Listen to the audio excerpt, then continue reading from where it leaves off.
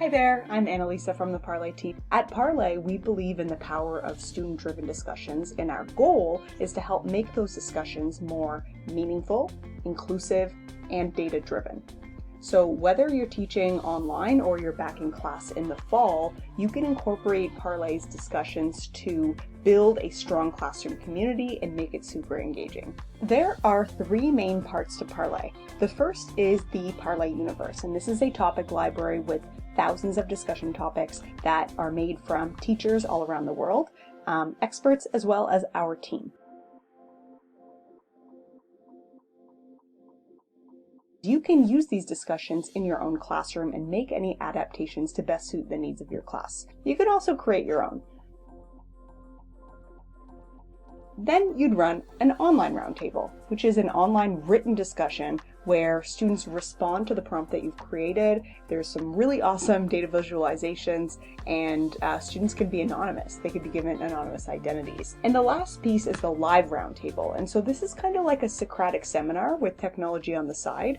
And this live roundtable module helps make the discussion a little bit more balanced and making sure that we hear from everybody in the room and build those really important skills.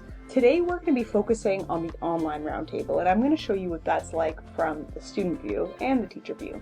To get started, you're going to go to parllayideas.com, and then you're going to browse our topics in the Parlay Universe. And this is where you're going to find all of those topics that I was just mentioning that you can make small edits to, or you could even contribute to if you'd like to share. You could browse by topic area and find out all these different collections that are, best suits the needs of what you're working on in your class. Or you could browse the featured roundtables collection, where we have lots of different discussions that are aligned to what's going on in the world today. I'm going to look at creating our classroom contracts. It's a great option to kick off the year and discuss with your students what expectations to set and how we should treat each other throughout the year. This is a great way to get students collaborating and getting on the same page with those goals. So if you wanted to have this discussion with your class, you click Create Roundtable. This is going to take a copy of that classroom contract roundtable, and you get to publish it in whichever course you'd like. So I'm going to put this into my social studies course. And I'm going to create the roundtable. And before I actually invite students, super easy to make any edits, decide whether or not you want students to be anonymous to each other, and test this, how you might want to assess this discussion, or change up the peer feedback questions. So you could select how you want students to be building on each other's ideas and giving each other feedback. When it's time to actually invite students, you just click this big blue and green Invite Students button, and you have a few options. You can give them the link to join, which is usually the easiest, or you can connect it right back to Google Classroom, which will essentially post this link onto Google Classroom. Once students click this link, then they'll get to sign in with their Google account or Microsoft account or their own account. Right when the student joins the discussion, they could check out their secret identity. Roundtables are divided up into 4 parts. We typically lay out the learning goals. So what are the students learning, but also what skills are they going to be practicing in this discussion?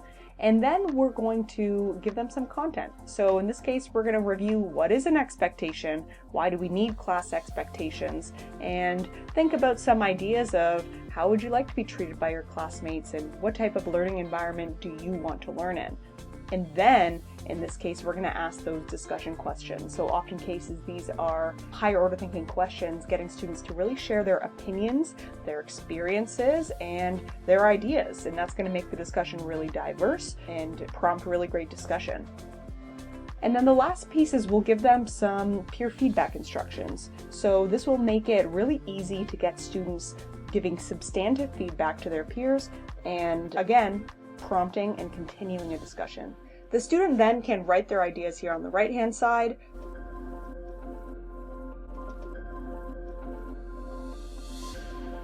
Students can include pictures, links, videos. They could throw in emojis as well. You could also see the point details for how the student is actually going to be assessed in this discussion. Once they're ready, they can click Submit, and now they're into the discussion where they can go review responses and give feedback and build on each other's ideas. So once the students join the discussion, then we usually give them 15 or 20 minutes, either synchronously or asynchronously, to go through and give feedback to their peers. So they can go through, read through other people's ideas, and then using these peer feedback questions, start to continue a discussion. So other students can come and join in the discussion later on and actually respond to my ideas. Something that we've been seeing is very successful when teachers are using this for remote instruction particularly, is teachers will assign this prompt on, let's say, a Monday, and they'll give the students a few days to log on, review the resources, and then actually submit their response. And then later on in the week, let's say Wednesday between 2 and 4, we're all going to log on at the same time to do the comment section. And this is going to allow for a little more back and forth discussion with your students, and of course the discussions can go a little bit deeper as well. So I've just flipped over to teacher view of a discussion that's already happened. I'm going to show you what a discussion looks like when there's many responses in. So here on the left hand side we see all of my students. So I have Michelangelo and Martin Luther King and Roberta Bondar, Cleopatra, and I can click the eye icon and actually see the real names of the students. So although I always know who the students are, and students are always held accountable to the teacher, when it comes to their peers, that anonymity is going to give them a little more sense of openness so they could share their ideas openly and really put a focus on what others are saying instead of who's saying what.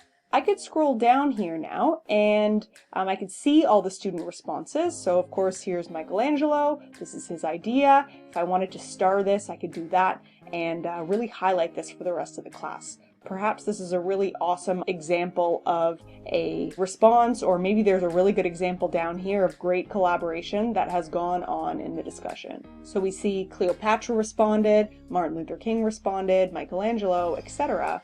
You could also do in-app assessment as well, and so this is where you'll get those unique insights, of course, on how to actually give good feedback based on their participation. So this is where you'll be able to see your built-in rubric where you can assess students based on the rubric. You can give them written feedback. Parlay is going to automate some feedback for you, which is nice and fun. You could choose to use that if you'd like. And then I could always come up here as well and start to see the class-wide summary. So this is where you could see class-wide analytics, and you could see what's the average word count, and what were the most popular words or vocabulary items that came up in this discussion.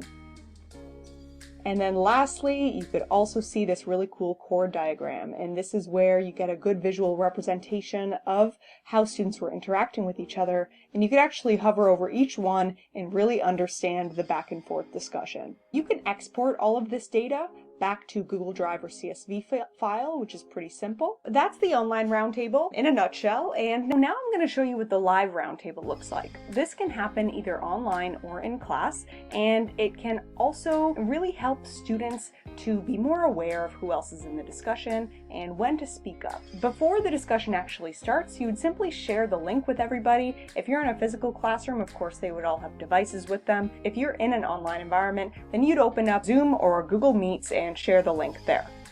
A couple things that you would do again before the discussion starts, you're going to set your essential guiding questions, and these are going to appear on the student's notepad that they can jot a few ideas down before the discussion starts. You can create some new polls and you can have them wait here, and you could send them out at different parts throughout the discussion. So you can create a new poll, and this is a really good way to engage your students in the discussion, or engage those quieter students in the discussion if they're sitting back and listening. Now we're going to get an example going here of how to actually facilitate this discussion.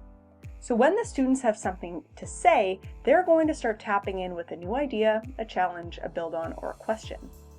And when they do that, their icon will appear in the middle of the circle. Now, this is what it's going to look like from the student view when the discussion starts. So we could see that I have my guiding questions here as a student. I could jot down any ideas that I might want to say here. This could help to actually script my ideas before I say them out loud. That helps for some of your quieter students that might be a little shy to speak up. If I want to tap into the discussion, let's say I want to build on what somebody said, I'm going to tap in here, and I could even say I want to build on Alice's idea. So everybody can see that I want to build on Alice. We could see here that I really like what Alice said and I want to give her a high five. Confetti will come out there. Students can vote for who they'd like to hear from, and at this point, the way that the discussion flows is completely up to you. You might want to structure it in first telling the students, okay class, we're going to hear from Yuna and Alice and Vihan. Or perhaps you want to have them run the discussion, or you want to set a moderator to actually allow them to do that. For this example of it happening remotely, students have Meets or Zoom in the background, and once the discussion starts, students will tap in and speak up, and then tap out when they're finished sharing their idea. Yeah, I agree with you. Exploring the Earth should be the priority. I'd like to build on your idea about exploring Earth. Back to teacher view, I can open up my assessment box for each of these students and make my own notes, or I can assess them on the fly. I can see how many times they've tapped in, and then I can also see their student notes in real time. So this could be really, really helpful artifacts for when I go back and assess later on. I could also give back feedback here. And at the end of the discussion, what you can do is pull up a class summary, and we could use this to now reflect and debrief on the conversation so that we could set better goals for next time and improve as a class, but also individually. So we could see how balanced the discussion was and how we can encourage other people to speak up. And we could see the average tap-ins for each student. And we could actually see, okay, our class is really good at challenging, maybe we need to work on building on each other's ideas. And then you see the tap-in summary as well. So all of this is really, really helpful information that you can export as well back to your Google Drive or back to the CSV file. So I just wanted to highlight a few different ways that you could apply Parlay into your teaching for the fall. If you're going to be in class in a physical classroom, you can do either the online roundtable or the live roundtable, and that would depend on if you want to focus on a written discussion, reading and writing, or a verbal discussion where you're focusing on, of course, speaking and listening and all of those social skills that go with it. And then for online learning, you have those same options. You can do an online roundtable, either synchronously or asynchronously, or you could do a live roundtable and you just pair it with Google Hangouts or Google Meets or Zoom, and that would allow you to do a synchronous verbal discussion remotely. I just want to say thank you so much for joining us here in the presentation. Please feel free to follow us on Instagram or Facebook or Twitter at Parlay Ideas, and that's where you'll be able to see all the different really awesome ways that teachers are using Parlay in their classrooms. Of course, my email is here if you'd like to set up a demonstration for yourself or your school. We are always happy to help and help inspire those really awesome student-driven discussions in your class. Thank you so much. See you later.